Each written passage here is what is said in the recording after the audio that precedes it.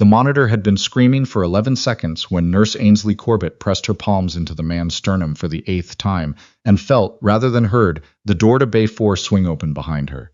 She didn't look up. She couldn't. His name was on the wristband. Terrence Wohl, 53, found unresponsive in the parking lot of a Tim Hortons off Highway 17, and his color was the kind of gray that meant she had maybe another 90 seconds to make something happen before she was managing a death instead of preventing one. Compression rate, she said to the respiratory tech beside her. Not a question, a reminder that she was counting and she needed him counting too. You're good. Keep going. She kept going. She was on her 14th compression when she heard the voice. Nurse. Flat. Administrative. The kind of voice that had never once been in a hurry. Nurse, I need you to step back from that bed. Ainsley didn't stop. I'm in a resuscitation. I'm aware of what you're in. The footsteps came closer. She still didn't look. We have a group in the corridor. I need this bay cleared. She felt the hand on her shoulder before she fully processed what he'd said. Not a touch, a grip. The deliberate kind. She stopped. Not because she wanted to, because the hand on her body pulling, while Sean was doing compressions, made her system stall the way a car does when you hit ice and your brain hasn't caught up yet. She turned. The man standing behind her was Bernard Quill, Chief Operating Officer of Lakeridge Regional Health Center, and he was wearing a tie that cost more than her car payment. Behind him, through the glass partition, she could see them, 6, maybe 7 people in business clothes, clipboards, lanyards. Someone was taking notes. I need this bay cleared, Quill said again. He wasn't angry. That was the thing that made it worse. He was calm. Completely managerially calm. Mr. Quill, she said it carefully. This patient is in cardiac arrest. We have a crash cart in Bay 7. Have him moved. We can't move him mid-resuscitation, Nurse Corbett. And now his voice dropped, which somehow made it more awful, not less. There are capital funding partners in that hallway. The decisions they make in the next 40 minutes will determine whether this hospital has a new cardiac wing in 3 years or not. I need this space to look like a functioning, organized facility. Not, he gestured vaguely at Terrence Wohl. This. She looked at the man on the table. She looked at the monitor. She looked back at Quill.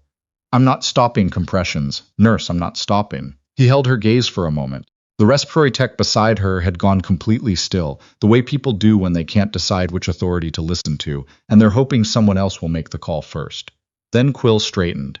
We'll discuss this afterward, he said, and turned and walked back toward the glass, and she watched him position himself beside the investors like a museum docent and begin to gesture at something on the far wall. She turned back to Terrence Wohl and started compressions again. Ainsley had been a registered nurse for 9 years, 8 of them in emergency departments, and in that time she had worked under 4 different hospital administrators, and exactly 0 of them had ever put a hand on her during a resuscitation. It was the kind of thing that didn't happen. It was the kind of thing that existed in the same category as a surgeon showing up drunk or a pharmacist dispensing the wrong medication on purpose. Theoretically possible, firmly outside the territory of real life. And yet, the man survived. That was the first thing. The defibrillator caught a shockable rhythm 18 minutes in, and by the time the cardiologist arrived, Terrence Wohl was breathing on his own and squeezing her hand with the bewildered strength of someone who had just come back from somewhere very far away and wasn't quite sure yet what he'd missed. She had stood at the nursing station afterward, filling out her documentation, and her hands had been perfectly steady, which surprised her. The steadiness felt almost like a lie. She had documented everything. Arrival time, rhythm strips, compression cycles, medication given, response to defibrillation. She had done this the way she always did it, methodically, without editorializing, in the kind of neutral clinical language that would hold up in court. Then she had opened a separate incident report, and she had documented Bernard Quill's hand on her shoulder and his instruction to abandon an active resuscitation, and she had used the same neutral language, and then she had submitted it and gone back to her patients because she had 4 hours left on her shift. She didn't expect anything to happen. She was right. The meeting was scheduled for Tuesday at 9 a.m., and the email from Human Resources had the subject line follow-up, Incident Report 224.08, which sounded procedural and impartial and actually meant nothing at all. Ainsley had worked with HR coordinator Sandra Freeth before once over a scheduling dispute 2 years ago, and Sandra Freeth had resolved that particular situation by doing absolutely nothing until both parties got tired of talking about it. Ainsley sat down in the chair across from her desk with that memory very much intact.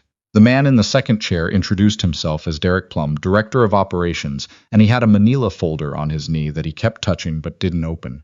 We've reviewed your incident report, Sandra Freeth began. Good, Ainsley said.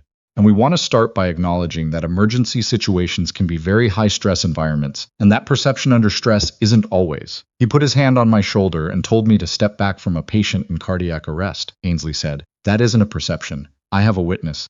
The respiratory tech, Kofi Asante, was in the bay. Plum cleared his throat. Mr.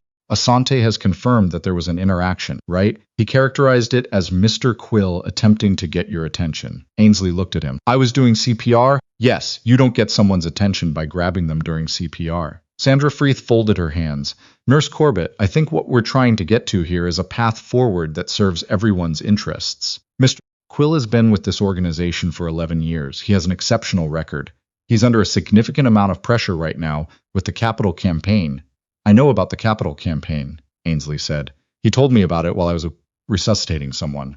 A pause. Nurse Corbett. Plum opened the folder finally. Inside she could see a single printed sheet. We've been asked to inform you that, given the nature of this situation and the potential impact on ongoing funding negotiations, senior leadership has determined that a period of administrative leave would be appropriate. You're suspending me. Paid leave, Sandra Freeth said quickly. Full pay. 2 weeks. You're suspending the nurse who filed the incident report.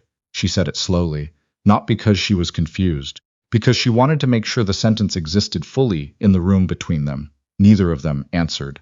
She picked up her bag. She stood.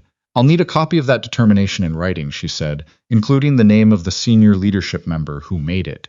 She walked out.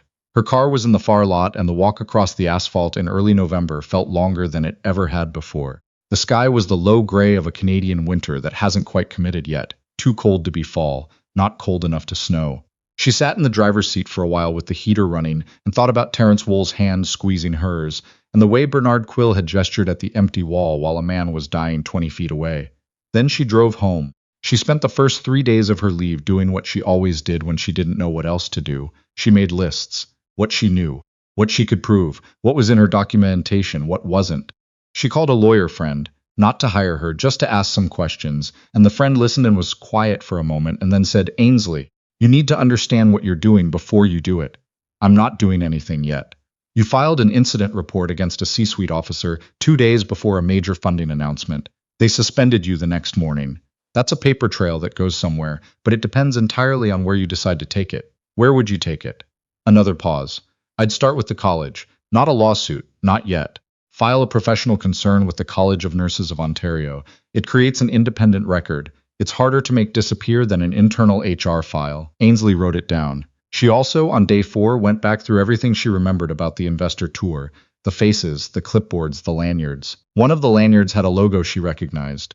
She'd seen it on the side of a building in Thunder Bay, a capital management group, something Terrence. She wrote that down too, though she wasn't sure yet what she would do with it. On day 5, her phone rang. Unknown number, Ontario area code. Is this Ainsley Corbett? Who's asking? My name is Warren Adler. I'm a retired colonel, Canadian Forces, medical branch. I got your number from Kofi Asante. She sat up straighter without deciding to. Kofi gave you my number. He did. I want to be clear. I'm not calling officially. I'm calling because the man you kept alive on Saturday is my son-in-law, Terence Wool. He was my daughter's husband for 12 years and the father of my grandchildren, and I understand that someone tried to stop you from doing your job while you were saving his life. Ainsley was quiet for a moment. Mr. Adler, Colonel Adler, retired. But I still know people. A pause. Nurse Corbett, I was chief medical officer of one Canadian field hospital for 7 years. I understand what clinical environments look like when they're running well and when they aren't. I understand what it means when administration starts managing optics instead of outcomes. Another pause. I also understand that you filed a formal complaint and were suspended within 48 hours. Yes, that shouldn't have happened. No, she said. It shouldn't. I'd like to make some calls if you'll let me. Not to cause trouble. To make sure the right people are paying attention. The right people, as it turned out, were paying attention faster than she expected. The Ontario Ministry of Health had a patient safety liaison office that most hospital administrators preferred not to think about, and Colonel Adler knew the deputy minister, not well but well enough. He also knew a woman named Catherine Folds, who had spent 12 years as a federal health inspector and now worked for a watchdog organization that had been looking at Lakeridge Regional's capital dealings for reasons entirely unrelated to Ainsley Corbett. She only found this out later. What she knew at the time was that on day 9 of her leave, she received a call from a number she didn't recognize and answered it to hear a woman's voice, brisk and calm. Nurse Corbett, my name is Dr. Marguerite Pellerin. I'm the provincial patient safety officer for Northern Ontario. I've been asked to initiate a review of events at Lakeridge Regional on the evening of November the 3rd. I'd like to schedule a formal interview at your convenience. Ainsley sat down on her kitchen floor, not because her legs gave out, just because the floor was there. Yes, she said, I'm available. The investigation moved the way institutional things move, carefully, methodically, with an opacity that was maddening from the outside. Dr. Pellerin interviewed her for 3 hours on a Thursday morning in a government office in Sudbury, and Ainsley told her everything. The compressions, the grip on her shoulder, the investors behind the glass, the HR meeting, the printed sheet in Derek Plum's folder, the 2 weeks of paid leave. She was careful with her language. She used the same neutral tone she used in clinical documentation. She was not emotional, not because she wasn't, but because she had learned a long time ago that emotion was the first thing institutional processes used to discount a woman's testimony. Dr. Pellerin took notes and didn't comment. Kofi Asante was interviewed separately. She didn't know what he said. He texted her afterward. I told them what I saw. That was all. She trusted it was enough. The capital funding announcement was postponed. She read it in the local paper on day 12, a 2-paragraph item that described it as a scheduling adjustment. She read it twice and set the paper down on her kitchen table. Bernard Quill took a leave of absence on day 14. The hospital's communications office described it as personal. She was reinstated on day 15. The letter from Human Resources arrived by email and used the phrase following review of the circumstances and contained no apology, which she had expected, and no acknowledgement that anything had been done wrong, which she had also expected. She went back to work on a Tuesday morning. The parking lot was the same. The building was the same. Her badge still worked. Dr. Pellerin's formal report was released 6 weeks later. Ainsley read it on her phone during a break, standing in the corridor outside Bay 3 with a cup of coffee that had already gone cold. The language was what she had expected, measured, institutional, the passive voice doing heavy lifting throughout. But what it said plainly was this, that an administrative officer of Lakeridge Regional Health Center had intervened in an active resuscitation for non-clinical reasons. That this intervention represented a serious breach of patient safety protocol, that the subsequent administrative response to the staff member who reported the breach was inconsistent with the organization's obligations under the Occupational Health and Safety Act and the Public Hospitals Act, that a series of structural recommendations were being implemented immediately, including mandatory patient safety governance training for all C-suite personnel, a review of the hospital's administrative policies regarding investor and donor tours of clinical spaces, and the appointment of an independent patient safety advocate reporting directly to the board. Bernard Quill was not named in the report. He had already resigned. The capital funding group withdrew from the partnership. Another group, unconnected to the original investors, expressed interest the following month. Ainsley read that in the paper too and felt something complicated about it that she couldn't fully name. Dr. Pellerin called her one more time, the week after the report was released. I want you to know, Pellerin said, that the structural changes being implemented aren't a result of your complainant alone. There were other things being examined at Lakeridge. But your report created a documented moment, a specific, time-stamped, witnessed event. That kind of documentation matters more than people realize. It gives everything else somewhere to attach to. I know, Ainsley said. I'm a nurse. Documentation is half the job. She heard something in the silence that might have been a smile. Yes, it is. After she hung up, she stood at the nursing station for a moment, looking at the whiteboard with the patient assignments and the shift schedule and the list of tasks that still needed doing, the ordinary architecture of a 12-hour shift. Down the hall, Bay 4 was occupied by an elderly woman recovering from a hip replacement who kept asking for more blankets. Bay 6 had a 17-year-old with a concussion whose mother hadn't left his side in 8 hours. Bay 2 had a man who had come in with chest pain and was now trying to argue that he was fine and could go home, and someone needed to go back in there and explain, again, patiently, why he could not. Ainsley picked up the chart. She went back to work. Terence Wohl came to the hospital once, about 2 months later. Not as a patient, he was outpatient cardiology by then, doing well. He came to the emergency department specifically, asked for her by name at the desk, and waited.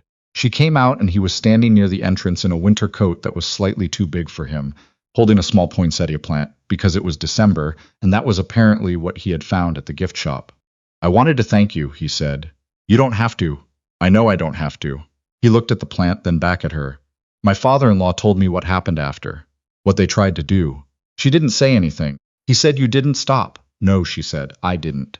He held out the plant. She took it. It was a slightly wilted poinsettia, the bottom leaf already yellowing, and it was one of the more genuinely moving things anyone had given her in recent memory. She kept it on the nursing station counter for 3 weeks until it finally gave up, and every time she walked past it, she thought about the 14th compression, and the grip on her shoulder, and the particular quality of Quill's calm, and the way institutional power assumes that everyone around it is balancing the same equation it is.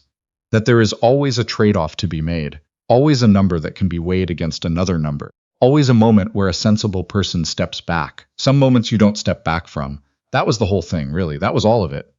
There wasn't a more complicated version. She had known that at compression 14. She had known it the whole time.